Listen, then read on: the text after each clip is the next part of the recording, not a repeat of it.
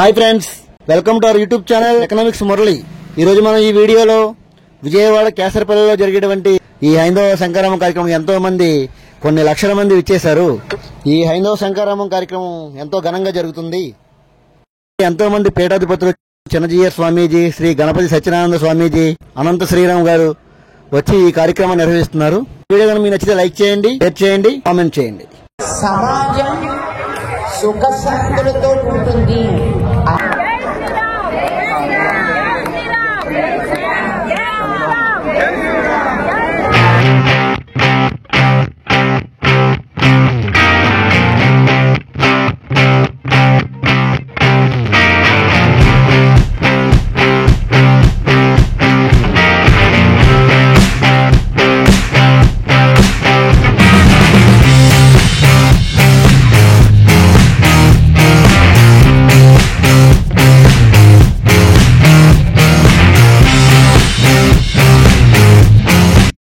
విజయవాడ కేసరపల్లిలో హైందవ శంకరామం.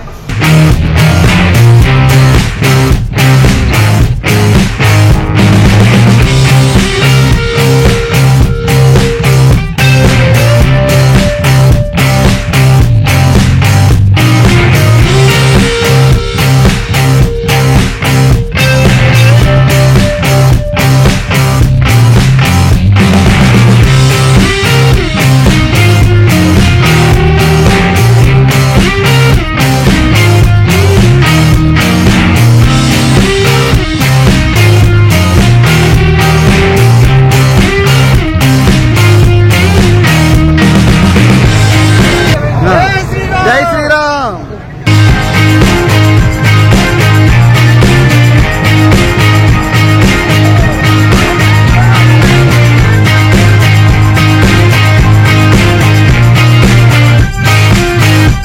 జై శ్రీరామ్. జై శ్రీరామ్. జై శ్రీరామ్. జై శ్రీరామ్.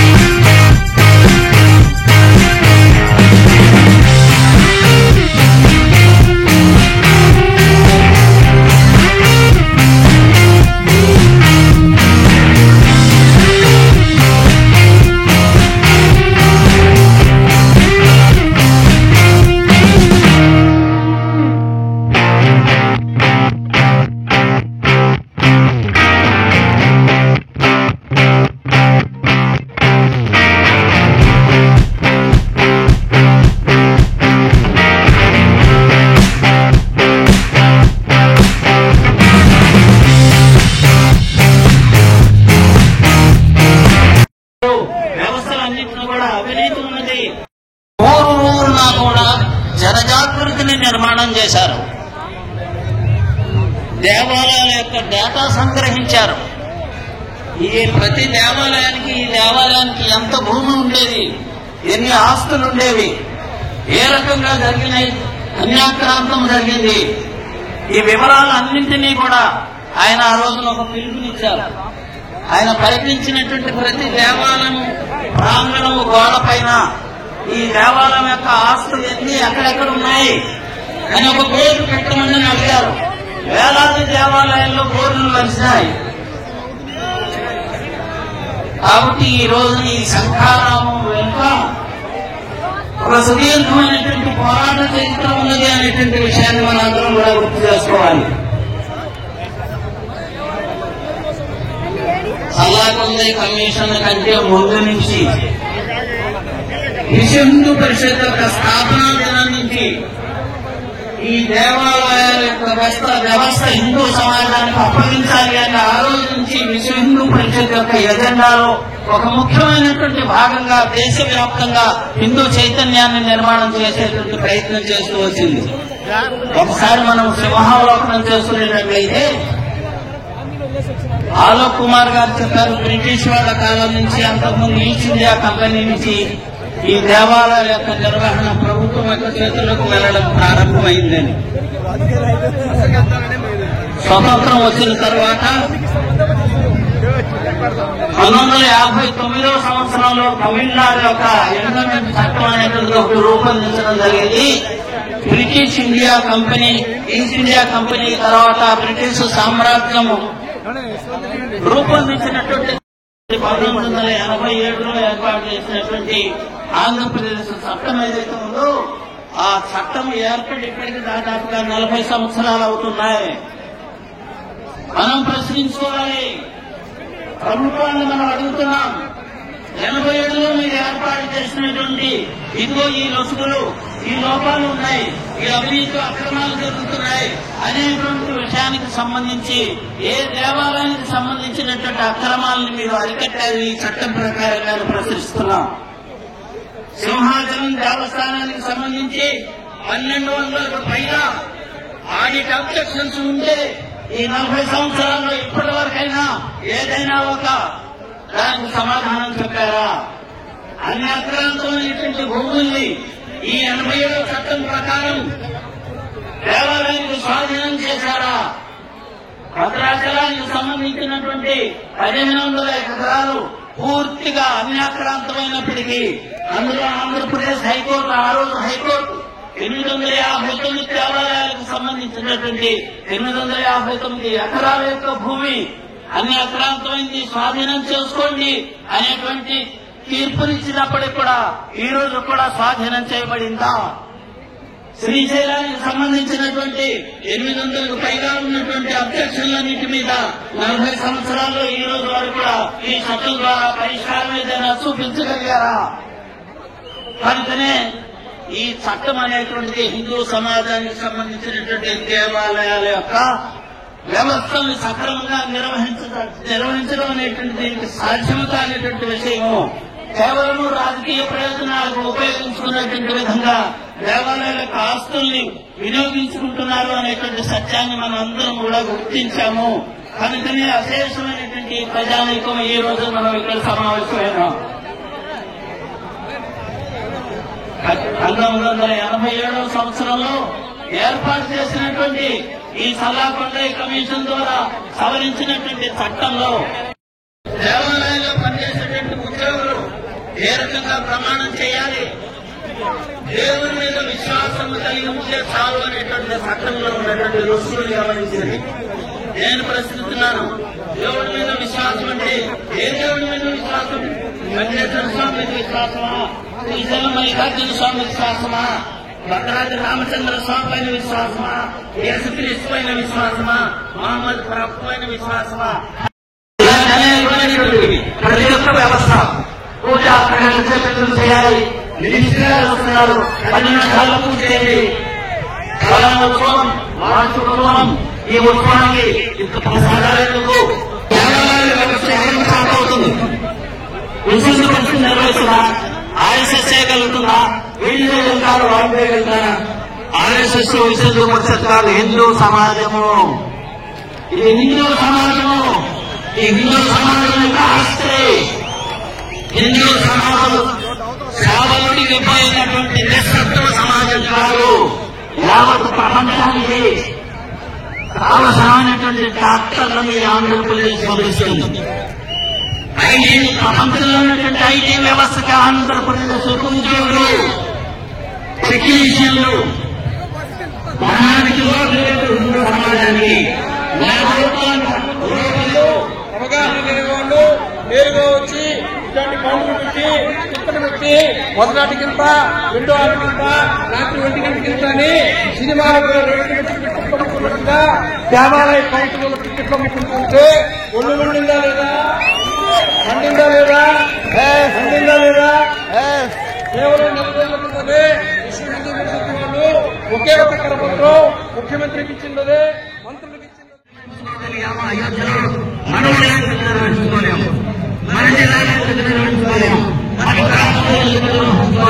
కాబట్టి మనందరం కూడా ఏకకంఠంతో యావత్ భారతదేశానికి ఈ సంకారమం ద్వారా ఈ దేవాలయానికి సంబంధించినటువంటి వ్యవస్థని హిందూ సమాజానికి అప్పగించి తీరాలి.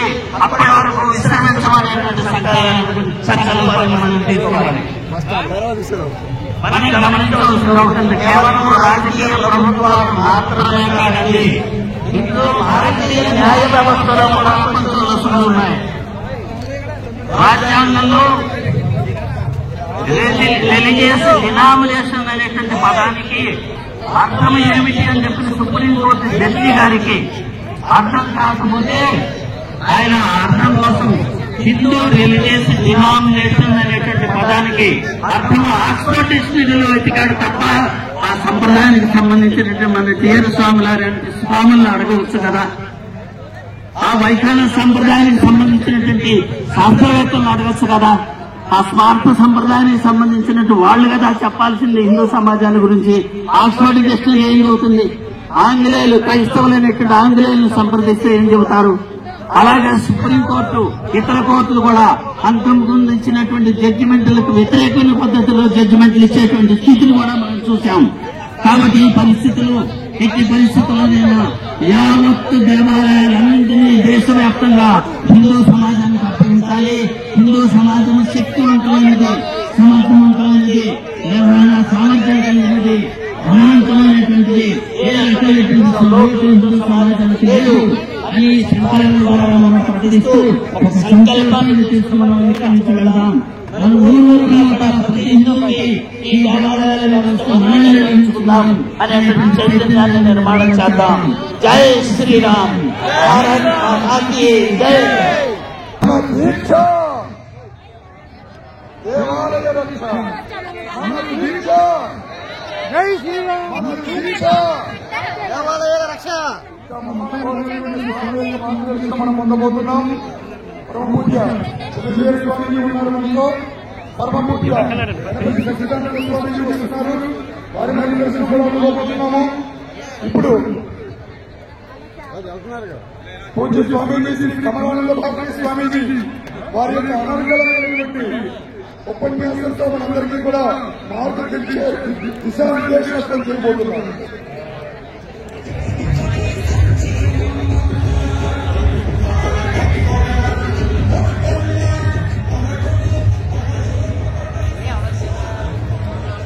జై శ్రీరామ్, చిత్తూరు జిల్లా వినపల్లా.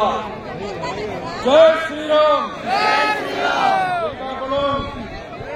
జై శ్రీరామ్, ఆంధ్రప్రదేశ్. జై శ్రీరామ్.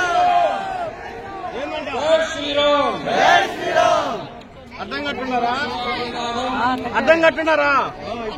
130 కోట్ల మంది భారతీయులను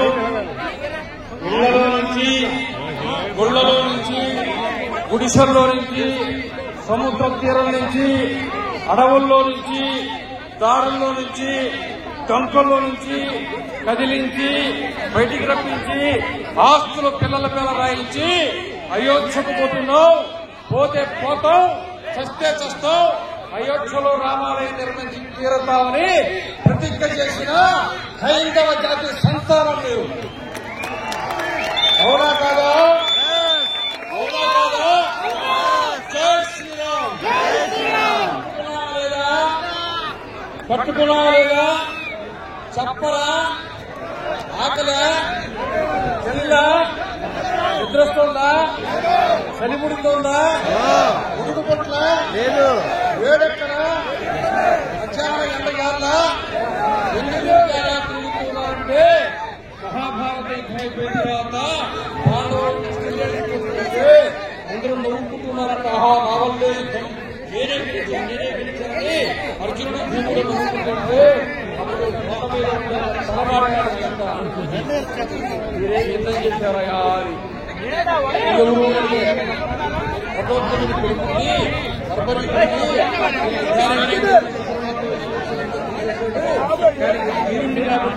యుద్ధం చూడాలనుకుంటాను, యుద్ధం అయ్యేదాకా బతికించమన్నాను, ఈ కొండ మీద పెట్టాడు, యుద్ధం చూసేది ఏం చేసేవయ్యా అన్నట్ట. పాండవులు యుద్ధం చేయలేదు, కౌరవులు యుద్ధం చేయలేదు, కేవలం 18 రోజులు 18 లక్షల మీద కేవలం విష్ణుమూర్తి శ్రీకృష్ణ పరమాత్ముడి సుదర్శన చక్రం మాత్రమే ఉంటుంది అని చెప్పి పెట్టారు. ఈ వేదిక మీద కూర్చుని చూస్తుంటే నడుస్తూ ఉంటే తిరుగుతూ ఉంటే ఈ హిందూ సమాజమే పరమాత్ముడి యొక్క కృష్ణుడి యొక్క సుదర్శన చక్రం అయ్యి ధర్మరక్షణ కోసం సుదర్శన చక్రం తిరుగుతున్నట్టుగా కనబడుతున్నారు. అవునా కాదు? అవును. జై శ్రీరామ్. జై శ్రీరామ్. నిన్న మధ్యాహ్నం బయలుదేరి వెంకటగిరికోట నుంచి, కుప్పం నుంచి, బొబ్బిలి నుంచి, ఇచ్చాపురం నుంచి మధ్యాహ్నం సర్ది కట్టుకుని సాయంత్రం బస్సు ఎక్కి రాత్రి శనిలో నుండి ఆ స్కూల్ బస్సుల్లో వస్తుంటే ఆ స్కూల్ బస్సులు అక్కడ పక్కన కూర్చునే ఉంటున్నాయి తెలుసా. మాకెందుగా ఈ బాధ, పొద్దునేదో పిల్లలు ఎక్కించుకొని స్కూలుకు పోతుంది, సాయంత్రం ఇంటికి పోతుంది, రోజు 10 కిలోమీటర్లు తిరిగే వాళ్ళని 1000 కిలోమీటర్లు తిరిగి అని అనుకుంటూ ఉంటే పక్క బస్సు చెప్పిందట, వచ్చే పిచ్చి బస్సు, రోజు మనం గుడి బంధించబోతున్నావు, బడి బాగుంది కానీ గుడి బాగుందా అన్నట్ట. బడి గురించి కాదు, ఒక్కరోజు గుడి గురించి పోతుందామని ఆదివారం సెలవు కదాని అన్ని కేసరపల్లి పెట్టి. అవునా కాదా? అవునా? అవును. ఉన్నారా? అవును. ఎందుకు నడుస్తున్నారు? వాళ్ళ వారకం చూస్తుంటే వార దొరికితే ఇక్కడ కూడా దొరికితే ఏదైనా దేవాలయం పడుతుందా అనుకుంటున్నారు. ఎక్కడ పడితే అక్కడ దేవాలయం దొరుకుతున్నాయని ఇక్కడ కూడా దేవాలయం దొరుకుతుందని ఇది పుట్టుపోతున్నట్టు. అవునా? కూర్చోవచ్చుగా? కూర్చోలేరా? ఓపిక లేదా? అయోధ్య కలిసిపోతుంటే దారి లేకపోతే దొంగ లేకపోతే రోడ్డు తొలిస్తే రైలు రద్దు చేస్తే అడవుల్లో పడి గట్టల్లో పడి గుట్టలో పడి అయోధ్యకు పోయి కరసేవ చేసిన హిందూ జాతికి సంబంధించిన వాడి అరగంట సేపు కూర్చున్నప్పుడు కూర్చోలేవా? కూర్చోలేవా? ఆ అరగంట కూర్చుని ఖాళీ పక్కన ఆనందిస్తున్నారయ్యా, భోజనము సాంబారు వాసన వచ్చింది, నేను చేయగలిగింది లేదు, వేసిపోయామని చెప్పారు. అవునా కాదా? ఒకటే కదా చెప్పారు. తెలుసా, ఎప్పుడో 5-6 సంవత్సరాల నాడే తగిలించుకునే సంచులు గుర్తించుకుని, అందుకనే ఈ రోజున దేవాదాయ చట్టం రద్దు చేసే లోపల ఏం చేయాలంటే అసలు ఒక సంగతి తెలిసిన మీకు, ఆ చట్టం పేరే హిందూ దేవాదాయ చట్టం. ఇంతకుముందు దేవాలయం మీద కోర్టుల మీద అదే ఉండేది. మీరు ఎప్పుడైనా గమనించారా? మొత్తం ఆంధ్రప్రదేశ్ లో దేవాలయ కోర్టుల మీద హిందూ అనే శబ్దం తీసేశారు. పెట్టాలా వద్దా? హిందూ శబ్దం పెట్టాలా వద్దా? అడగాలా వద్దా? నిలబడాలా వద్దా? ఎవరు పనికి అయ్యా లేకపోతే అడుగుతున్నారు లేదా? పొలంలో ట్రాన్స్ఫార్మర్ కలిగిపోతే అడుగుతున్నారు లేదా? సబ్ స్టేషన్ ముట్టడి చేస్తున్నారు లేదా? మీ దేవాలయంలో డబ్బులు గోలుమాలైతే, భూములు ఆక్రమిస్తే, ఉండి దొంగతనం జరిగితే, అర్చకుడి మీద దాడి జరిగితే, దేవాలయంలో దొంగతనం జరిగితే ఈ ఈవోని ఎప్పుడైనా మీరు నిలదీశారా? అడిగారా? ఉద్యమించారా? నిలబడ్డారా? ఎప్పుడు మొదలు పెడతారు? ఎప్పుడు మొదలు పెడతారు? రేపట్టించారా? టీవీ పెట్టించే వాళ్ళు అడగరా? మీరు పోయి చెప్తే ఎవరు పెట్టారో వాళ్ళు అడగరా? మొత్తము హిందూ సమాజం ఈ రోజున దేవాలయాన్ని ప్రశ్నించేటువంటి స్వభావాన్ని ఈ రోజు నుంచి కలిగి ఉండడం అనేది ప్రారంభం అవుతుందా లేదా? అవుతుందా లేదా? అడగతారా లేదా? అడగతారా లేదా? అడగాల వద్దా? అవునా? 2006-2007 సంవత్సరంలో స్వామిపేట మండలంలో అక్కడ శ్రీరాముడి దేవాలయాల భూములు చేస్తే దానికి సంబంధించిన మొత్తం రాష్ట్రంలో పెద్ద ముఖ్యమంత్రి జరిగితే ఇప్పుడు కదిలి వచ్చిన ప్రభుత్వం జస్టిస్ వెంకటపాలరెడ్డి కమిషన్ వేసింది. ఇప్పటికి 15 సంవత్సరాలు 16 సంవత్సరాలు అయిపోయింది. ఈ దేవాలయం అయితే విగ్రహం ఒకటే కనబడుతుంది, రాముడు శివుడు, ఉండీలు మాత్రం చుట్టూరు కనబడుతుంటాయి. భక్తులకు బాగా ఎక్కించారు. 100 రూపాయలు తెచ్చుకోండి. ఏమో తిరుగు పక్కన ఉండే ఉండీలు వేస్తే పరిస్థితి ఉందో, మనవడి పక్కన ఉండే ఉండిలో వేస్తే కలిసి వచ్చిందో, ఈశాన్యంలో ఉండిలో వేస్తే కలిసి వచ్చిందో, 8 దిక్కులైనటువంటి 800 ఏ ఉండిలో వేస్తే కలిసి వచ్చిందో అని చెప్పి భక్తుల దగ్గర శుభ్రంగా డబ్బులు లాగడం ప్రారంభించారు. అవునా కాదా? అవునా కాదా? అవును. దేవాలయంలో దేవుడు అక్కడ ఉన్నాడా? 10 మంది ఉన్నారా? ఉండిలు 26 ఎందుకు ఉన్నాయి? ఉండాలా? అడిగారా? అడగారా? వద్దా? అడగారా వద్దా? వింటున్నారు లేదా? చెట్టు చివరిలో ఉండేవాళ్ళు వింటున్నారు లేదా? అందరూ వినడానికి ఇక్కడికి వచ్చారు. అవునా? అవునా కాదా? అందువల్ల దేవాలయ చట్టాన్ని మనము ప్రభుత్వం కనుక కర్ణాటకలో ఒక 3 ఏళ్ల క్రితం ప్రభుత్వం దేవాలయ చట్టాన్ని రద్దు చేసేదానికి అక్కడ శాసనసభలో బిల్లు ప్రవేశపెట్టింది. ఎన్నికలు వచ్చే ప్రభుత్వం మన ఆంధ్రప్రదేశ్ లో ఉండేటువంటి ఉమ్మడి ప్రభుత్వం కూడా ఈ ఉద్యమాన్ని చూసి ఉత్సాహం తెచ్చుకుని అందరూ హిందూ ఎజెండాలో మరింత ముందుకు పోతున్నారు. కాబట్టి రేపు అసెంబ్లీ సమావేశంలోనే దేవాలయ చట్టం మాకు అక్కర్లేదు, ఈ దేవాలయం మీరే చూసుకోవడం ఇచ్చేస్తే ఏం చేయాలనే దానికి కూడా మనం సిద్ధంగా ఉండాలా వద్దా? కమిటీలు ఏర్పడాలా వద్దా? అసలు ముందు మనం దేవాలయం పోవాలా వద్దా? బ్యాంకుకి దోతి కట్టుకోవాలా వద్దా? హిందూ ధర్మాన్ని మనం ఆచరించాలా వద్దా? ఇంగ్లీష్ వాడు కట్టా, అమెరికా వాడు దోతి కట్టా, రష్యా వాడు దోతి కట్టా, ఇస్కా వాడు దోతి కట్టా, నారాయణ కృష్ణ స్వామినారాయణ కృష్ణ వాడు దోతి కట్టుకుని కావాలని భజన చేస్తుంటే మనమేమో వంట చదివి బిక్కర చేసుకోండి. బెక్కర అంటే ఏంటంటే అడుక్కు తినేవాడు ప్యాంట్ అంట, అడుక్కు తినడానికి 6 ఎకరాలన్నీ ఐఐటి చదివి ఒక్కరు ప్యాంట్ వేసుకుని తిరగాలా? బుర్రందా లేదా? బుర్రందా లేదా? బుద్ధి ఉందా లేదా? మానవా వద్దా? ఎవరు దేవాలయానికి పోరో వాళ్ళకి ఇక్కడ లక్షణాలు వస్తాయి, ఎవరు దేవాలయానికి పోతారో వాళ్ళకి ఇక్కడ రావాలని లక్షణాలు వస్తాయి. రావాలా వద్దా? ఆంధ్రప్రదేశ్ మన ఆంధ్రలో శ్రీకాకుళం ఆంధ్ర మహావిష్ణు దేవాలయం పడుతుంది. ఆంధ్రభోజుడు శ్రీకృష్ణదేవరాయలు అక్కడ కూర్చునే ఆముక్తమాలి అనే కావ్యాన్ని రాశాడు. అవునా కాదా? అవునా కాదా? చదివేరా? విన్నారా? దేవాలయం పోయారా? రాక్షసుడు ఉందా? ఉండాలా వద్దా? ఉత్తరప్రదేశ్ దేవభూమి రాముడు పుట్టాడు కాబట్టి, కృష్ణుడు పుట్టాడు కాబట్టి 3 దేవాలయాలు ఉంటే, హరిద్వార్ ఉంటే, ఋషికేశ్ ఉంటే, ఉత్తరాఖండ్ దేవభూమి, వైష్ణోదేవి ఉంటే, అమర్నాథ్ ఉంటే, జమ్మూ కాశ్మీర్ దేవభూమి. అవునా? అవునా కాదా? అవును. లేదా? దశావతారాల్లో 7 అవతారాలు నేరుగా భూమి మీదకి దిగింది. నువ్వు నేను పుట్టిన ఆంధ్రప్రదేశే. తెలుసా? తెలీదా? తెలీదా? అవతారం ఏది? పచ్చావతారం దేవాలయం ఎక్కడ ఉంది? నాగలాపురం ఎక్కడుంది? ఆంధ్రప్రదేశ్. 2వ అవతారం ఏది? కూర్మావతారం శ్రీకూర్మం ఎక్కడ ఉంది? ఆంధ్రప్రదేశ్. 3వ అవతారం ఏది? వరాహావతారం వరాహ నక్షత్రం ఏది? తిరుమల ఎక్కడుంది? ఎక్కడుంది? గట్టిగా చెప్పండి. ఆంధ్రప్రదేశ్. వరాహావతారం నరసింహావతారం ఎక్కడుంది? మహానంది ఎక్కడుంది? ఆంధ్రప్రదేశ్.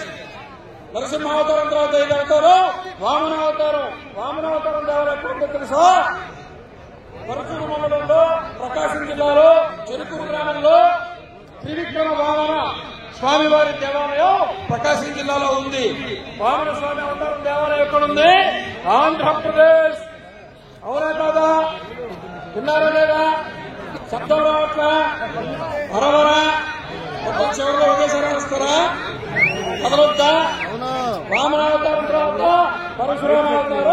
పరశురామావతారం దేవాలయము. పరశురాముడు మహేంద్ర పర్వతం ఎదుర్కొంటాడు. మహేంద్ర పర్వతం శ్రీకాకుళం ఒరిస్సా సరిహద్దులో ఉంది. శ్రీకాకుళం జిల్లాలో ఉండే మహేంద్రమలై పర్వతం మీదే పరశురాముడు ఉంటాడు. కాబట్టి పరశురామావతారం ఎక్కడుంది? ఆంధ్రప్రదేశ్. రాముడు ఉత్తరప్రదేశ్, బలరాముడు ఉత్తరప్రదేశ్, కృష్ణుడు ఉత్తరప్రదేశ్, అఖిలాండ కోటి బ్రహ్మాండ నాయకుడు, కలియుగ ప్రత్యక్ష దైవం సాక్షాత్తు వెంకటేశ్వర స్వామి తిరుమలలో ఉన్నాడు. నా వీడియో కనుక లైక్ చేయండి, షేర్ చేయండి, కామెంట్ చేయండి. మరొక మంచి వీడియో మళ్ళీ కలుద్దాం. Thank you friends.